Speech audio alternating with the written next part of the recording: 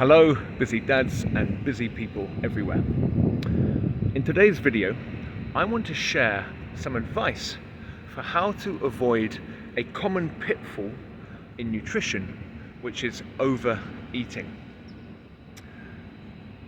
If, like me, you're somebody who likes to stay at around their maintenance calories in terms of their daily food consumption, or even to be a shade lower than maintenance, I never recommend going too far below maintenance. Very, very bad things can happen if you do that, but some of us like to hover just at around maintenance or even at a little bit lower.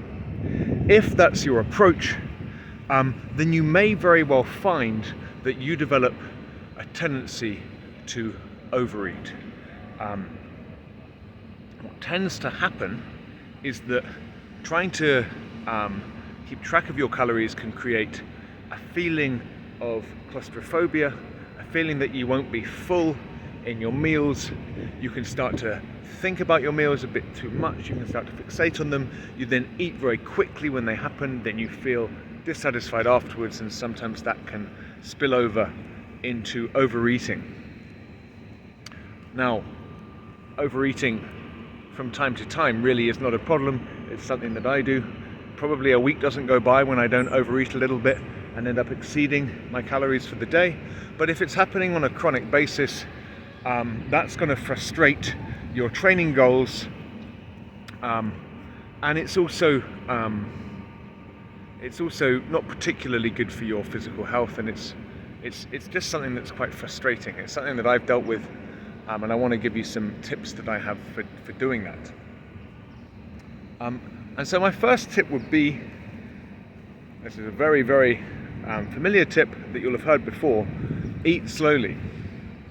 Very often the reason we overeat is because it's a while for our bodies to send us a signal telling us that we're full, and so if we eat too quickly, we won't get that signal in time to stop ourselves from overeating. Whereas if we eat slow enough, we will start to receive the fullness, the satiety signals in good time, so that we don't go past where we need to go. How do you eat slowly? When I get out of a training session, if I don't stop myself, I will inhale my bowl of oatmeal in 3 or 4 massive spoonfuls. How do you stop yourself from eating too quickly? Well, there are many things that you can do, but one thing that I have found is that I try to time my own meals as often as possible to coincide with meals with my family. My wife is a pretty slow eater. She likes to have a good chat at the dinner table. If I try and lock into her pace, she doesn't know I'm doing this, but I try and only have a bite when she has a bite. I try and match my pace to hers, play a little game. That helps me slow down. But another reason why eating with your family is an excellent strategy for eating at a good pace is you can tell yourself that you are trying to set an example for your children. You want to be a paradigm of how to eat in a non-pathological way, and shoveling food into your face at a rate of knots is not a good example to be setting to your children. So I can use that mentality, that I can link my efforts to eat properly into my efforts to be a good, responsible father. That also helps. And a third reason why eating with your family can help is if you have a child like mine who needs help at various stages in the eating process, or who might need your attention in various ways. If you really make an effort to be a present father who is helping their child and engaging their child throughout the meal process, okay, you de-emphasize your own eating, you put other people's eating first in your mind, and lo and behold, you find that your plate still has food on it after 15 or 20 minutes, and if that happens, then the fullness signals will already be detectable, and you'll be able to refrain from eating too much. So eat sociably and eat with your family whenever that's possible. Another piece of advice that I would give, it takes a while to learn this, is learn to recognize the satiety signals when they come, and stop thinking that you've only eaten enough when you are uncomfortably full. One way that I've been able to learn that is by getting into the habit of taking a walk as soon as I finish an amount of food that I have set for myself for a meal. So I set myself a certain amount of food for my meal, I put it onto a plate, I either eat it with my family or I eat it alone, and I try and do so mindfully, enjoying the food, dwelling on the way it tastes.